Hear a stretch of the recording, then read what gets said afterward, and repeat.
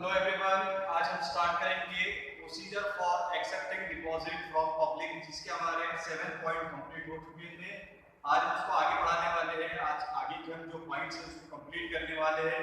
तो आप ध्यान से देखिए क्या आज हमारे जो पॉइंट्स है कि क्या प्रोसीजर्स है पब्लिक से कंपनी जब डिपॉजिट एक्सेप्ट करती है, जो हमने पढ़ चुके हैं 7 पॉइंट। 8 पॉइंट जो हम शुरू करने वाले हैं क्या है, चलिए स्टार्ट करते हैं। File a copy with the advertisement with the ROC, यानी जब भी कंपनी एडवर्टाइजमेंट देने वाली है या कंपनी एडवर्टाइजमेंट इशू करने वाली है, कंपनी का डिसाइड हो चुका है, तो कंपनी क्या करती है, उसकी एक कॉपी किसको जमा करना पड़ती है, रजिस्ट्रार ऑफ कंपनीज को। कंपनी क्या करती है, जो ड्राफ्टिंग करती है एडवर्टाइजमेंट, क्रेडिट रेटिंग ले लेती है, उसके बाद इंश्योरेंस का जो अमाउंट लेने वाली है उसका डिपॉजिट इंश्योरेंस कर लेती है।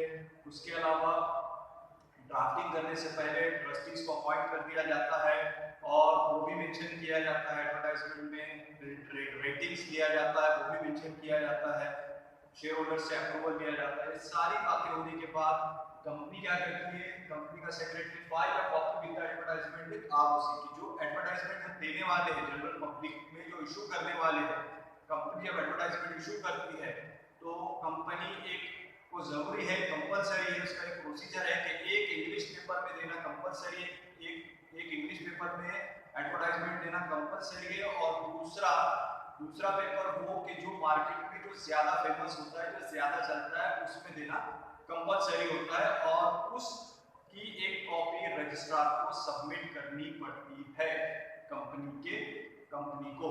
तो ये प्रोसीजर है कि जब भी कंपनी एडवर्टाइजमेंट दे रही है तो उसको एक इंग्लिश न्यूज़पेपर में एडवर्टाइजमेंट देना कंपलसरी है, और एक जो लोकल लेवल पे यानी जो ज्यादा चलता है, जो मराठी है फॉर एग्जांपल लोकमत है, उसमें एडवर्टाइजमेंट देना कंपलसरी होता है, और उस एडवर्टाइजमेंट की कॉपी रजिस्ट्रार को फाइल करनी पड़ती है, यानी सबमिट करवानी पड़ती है, जमा करवानी पड़ती है। ये प्रोसीजर्स है।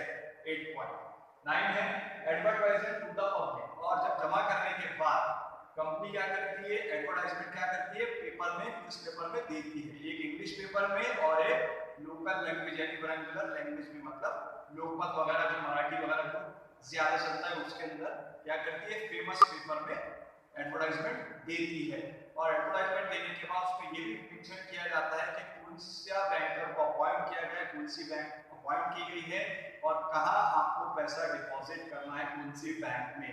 तो कंपनी जब रजिस्ट्रार को जमा कर देती है एडवर्टाइजमेंट की कॉपी, उसके बाद कंपनी पेपर में एडवर्टाइजमेंट देती है, और उसमें बैंकर का भी मेंशन होता है कि कौन से बैंक में जाकर आपको डिपॉजिट करना है। अगला पॉइंट है upload advertisement on the company website.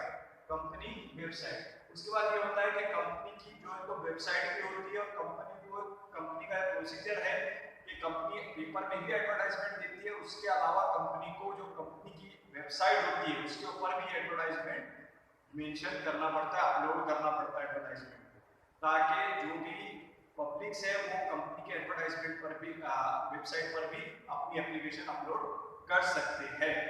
उसके बाद है collect application form and money, और ये collect application form and money कौन करेगा, बैंकर, क्योंकि ऑफ कोर्स कि हमने बैंकर को क्या किया है, अपॉइंट किया है। तो प्रोसीजर यही है कि जब भी पब्लिक से जब भी पैसा लेती है कंपनी तो बैंकर को अपॉइंट करती है, और एप्लीकेशन फॉर्म और उसका पैसा और डिपॉजिट का पैसा कौन कलेक्ट करेगा, बैंक। कौन करेगा, बैंक। तो ये अगला पॉइंट है 11, अपनी collect application form and money, यानी पैसा भी जमा करेंगे और एप्लीकेशन फॉर्म भी कौन कलेक्ट करेगा, बैंक करेंगे, अपॉइंटमेंट बैंकर्स करेंगे। उसके बाद होता है इशू डिपॉजिट रिसीप्ट। अब पैसा जमा होने के बाद ये होता है कंपनी के बैंकर के पास जब पैसा आ जाता है तो उसके 21 डेज के बाद, 21 डेज के अंदर जितने भी डिपॉजिटर होल्डर्स हैं जिन्होंने कंपनी को लोन दिया है, डिपॉजिट किया है बैंक में, कंपनी उनको डिपॉजिट रिसीप्ट इशू करती है। और डिपॉजिट रिसीप्ट में ये होता है कि जिन जिन लोगों ने पैसा डिपॉजिट किया है उस डिपॉजिट रिसीप्ट में उनका नाम होता है, डेट होती है, कितना पैसा उन्होंने जमा किया है, कितने मंथ के या कितने ईयर के लिए जमा किया है, मिनिमम 6 मंथ या मैक्सिमम 36 मंथ, वो भी उस पर लिखा होता है, कितना इंटरेस्ट उनको मिलने वाला है डिपॉजिट, वो फिक्स डिपॉजिट रिसीप्ट पर लिखा होता है, डायरेक्ट अथॉराइज सिग्नेचर्स होते हैं उसके ऊपर, और उसके अलावा मैच्योरिटी डेट्स कब की है उसकी वो भी उसके ऊपर लिखा होता है। और ये जो है तो एप्लीकेशन जब जमा हो जाती है तो कंपनी 21 दिन के अंदर 21 दिन के अंदर जितने भी डिपॉजिटर होल्डर्स रहेंगे कंपनी को उनको डिपॉजिट रिसीप्ट इशू करना कंपलसरी होता है। दैट इज एन एविडेंस होता है डिपॉजिटर होल्डर्स का कि उन्होंने कंपनी में डिपॉजिट किया है, कंपनी को लोन दिया है। उसके बाद अगला पॉइंट होता है क्रिएट चार्ज ऑन असेट्स। उसके बाद ये प्रोसीजर होता है कि डिपॉजिट हो गया, पैसा रिसीप्ट मिल गई डिपॉजिटर होल्डर्स को, तो कंपनी जो है तो कंपनी जो पैसा एक्सेप्ट करती है उसके ऊपर क्या होता है, डिपॉजिटर होल्डर्स का असेट्स के ऊपर चार्ज होता है। किसका चार्ज होता है, डिपॉजिटर होल्डर्स का। किसके ऊपर होता है, कंपनी की असेट्स के ऊपर। कल को अगर कंपनी अगर पैसा नहीं रीपे कर पाती है तब डिपॉजिटर होल्डर्स कंपनी के असेट्स को सेल करके अपना पैसा रिकवर कर सकता है। ये ऑलरेडी हम पढ़ चुके हैं। उसके बाद अगला है make entry in the register of deposits. उसके बाद ये होता है कि कंपनी का जो सेक्रेटरी होता है सारे डिपॉजिट जब एक्सेप्ट होने के बाद, कलेक्ट होने के बाद, बैंकर के पास आ जाने के बाद सेक्रेटरी क्या करता है, डिपॉजिटर होल्डर्स का एक रजिस्टर मेंटेन करता है और उस रजिस्टर में क्या करता है, सारे डिपॉजिटर होल्डर्स की नाम वगैरह एंट्रीज करता है, कितना पैसा उन्होंने डिपॉजिट्स किया है, कितने साल के लिए किया है, कितना इंटरेस्ट मिलने वाला है और उसकी मैच्योरिटी डेट्स क्या है, और सारी एंट्रीज कौन करता है, सेक्रेटरी करता है। उसके बाद लास्ट पॉइंट है file return of deposit with the ROC यानी रजिस्ट्रार ऑफ कंपनी। कि जितना भी पैसा डिपॉजिट एक्सेप्ट होता है कंपनी के पास, कंपनी का सेक्रेटरी उसकी जो कॉपी है वो किसको सबमिट करता है, रजिस्ट्रार ऑफ कंपनीज को। क्योंकि कंपनी का ये प्रोसीजर है कि जब भी कंपनी पब्लिक से पैसा हासिल करती है, एक्सेप्ट करती है, डिपॉजिट लेती है, तो डिपॉजिट लेने के बाद जब कंपनी उसकी एक कॉपी किसको जमा करती है, रजिस्ट्रार ऑफ कंपनी को। ये कौन करता है, सेक्रेटरी करता है। ये प्रोसीजर होता है, procedure for accepting deposit from public, जो कि आज हमने पढ़ चुके हैं। जैसा मैं इसको एक बार रिवाइज कर देता हूं, अगर किसी को नहीं समझ में आया पॉइंट तो वो सुन लीजिए। File a copy with the advertisement with the ROC. कि जब भी क्या करना पड़ता है, एडवर्टाइजमेंट जब भी हम जो देने वाले हैं उसकी एक कॉपी किसको जमा करना पड़ती है, रजिस्ट्रार ऑफ कंपनी को।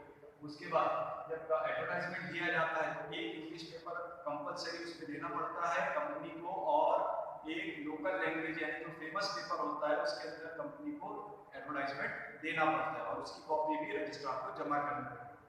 Upload the advertisement on the company website, और कंपनी की एक वेबसाइट होती है उसके ऊपर भी एडवर्टाइजमेंट अपलोड करना पड़ता है और ये कंपलसरी होता है।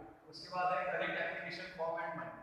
कंपनी जब एडवर्टाइजमेंट अपलोड कर देती है वेबसाइट पर और एडवर्टाइजमेंट दे देती है पेपर में, न्यूज़पेपर में, तो जितने भी जो फॉर्म्स होते हैं वो कलेक्ट करने की जिम्मेदारी बैंकर की होती है और जो पैसा होता है वो सारा बैंकर कलेक्ट करता है और कंपनी के अकाउंट में डिपॉजिट करता है। उसके बाद है इशू ऑफ डिपॉजिट रिसिप्ट।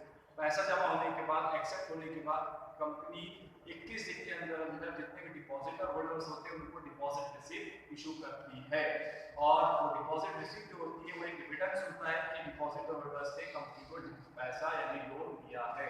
उसके बाद होता है क्रिएट चार्ज ऑन असेट्स, और जितने भी डिपॉजिटर होल्डर होते हैं उनका कंपनी के असेट्स के ऊपर चार्ज होता है।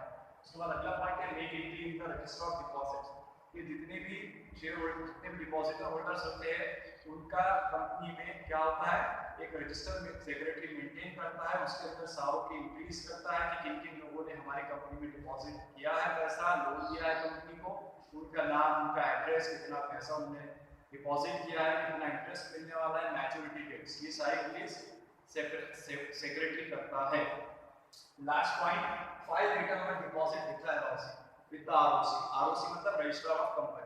इस सारों पर जब एंट्रीज हो जाती है, सारों की एंट्रीज होने के बाद उसकी एक कॉपी सेक्रेटरी किसको सबमिट करता है, रजिस्ट्रार ऑफ कंपनीज को।